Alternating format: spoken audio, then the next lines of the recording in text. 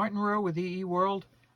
We are looking at a little USB digital tester. Specifically, the brand is Eversame, and it is a Type A and Type C USB tester.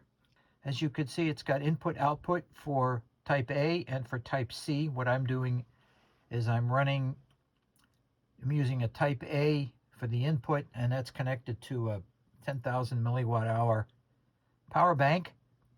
And I'm using the Type C output, and that is going to, you can just see it above, that's a 10 ohm, 10 watt resistor. So I'm going to turn on the power bank and let's see what we get.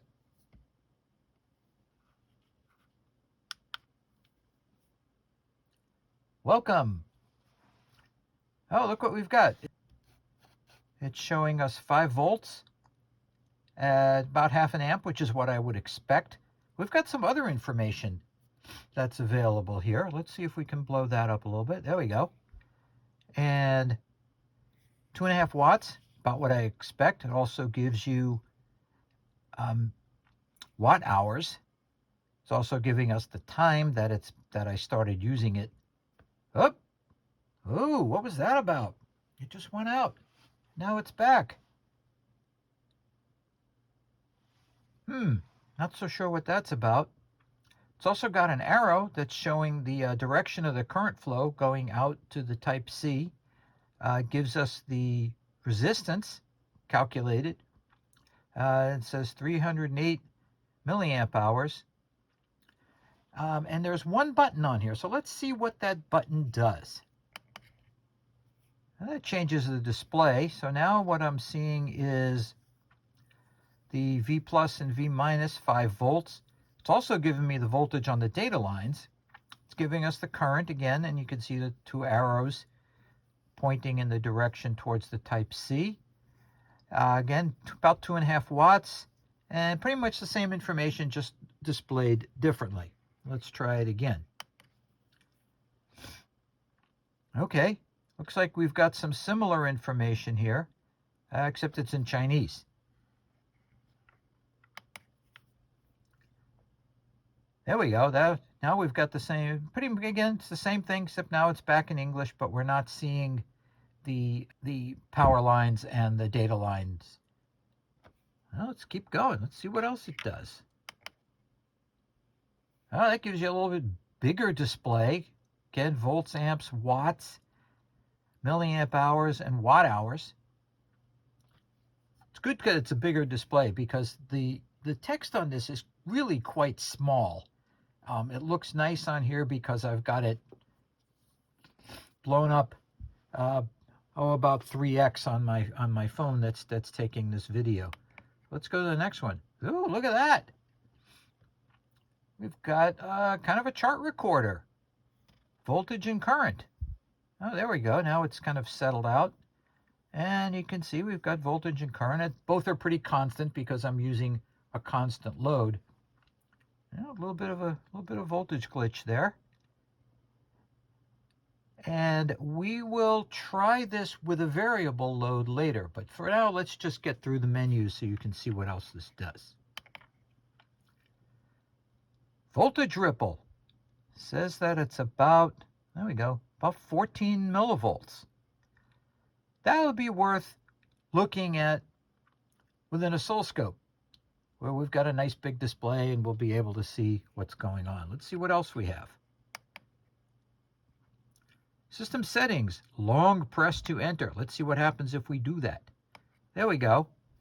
So this is the default settings. Looks like it's got over voltage protection and lower voltage protection. Current protection, over current protection, it's set to 8 amps. Oops. Guess it doesn't stay that way very long. What happens? Well, we got to go back through the menu to get there again, so it doesn't hang around very long. Okay, long press to enter. So let's do the long press again and see what happens.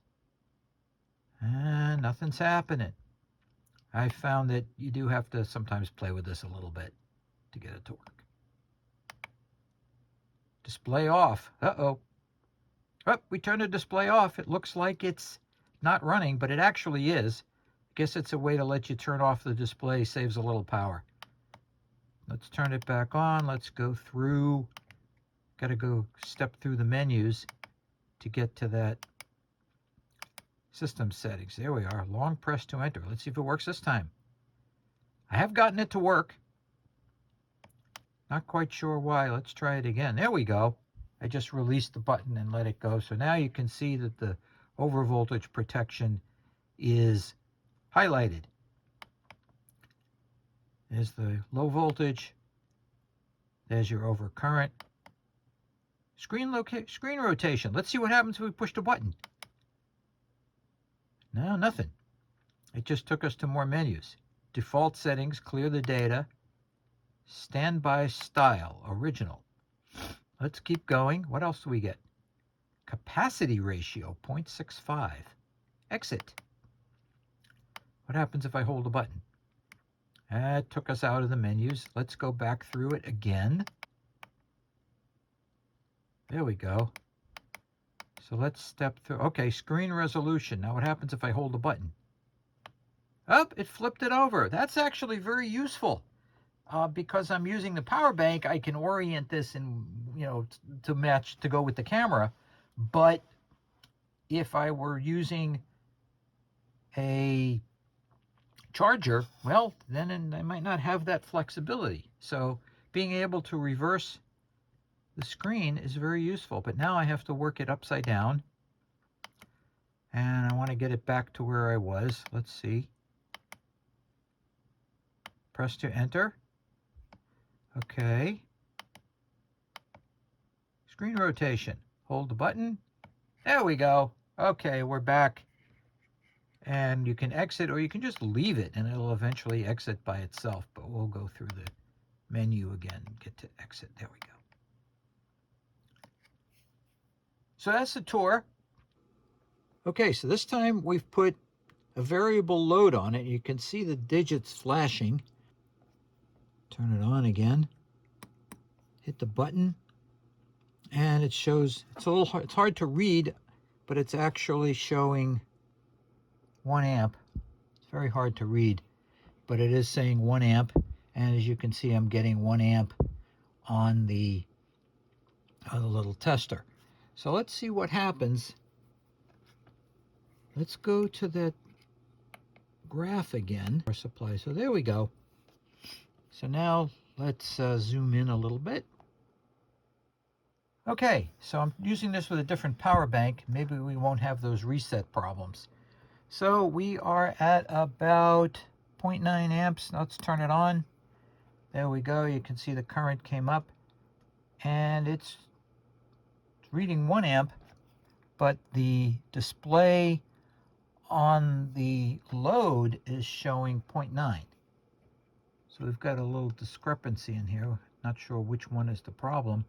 We'll have to look at that. Let's bring this down again. So now you can see I've brought it down. So that's reading what, about 0.8, about 0.8, but the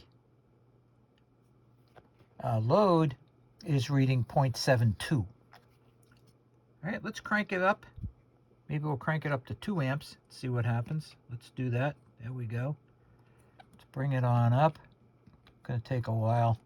We're just passing 1 amp. Let's bring it all the way up to 2. But you can see the current, it rises, and then the screen will kind of rescale itself. And let's see where we are now. I'm gonna bring this up to where there we go. It's about, it says 2.01. And the meter is reading 2.09. So a little bit of a discrepancy up there, but then down below it says 1.89. So I'm not sure what that means. But as you can see, you can get this chart recorder function, which is could be very useful, especially in the case of if you want to look at a dynamic load.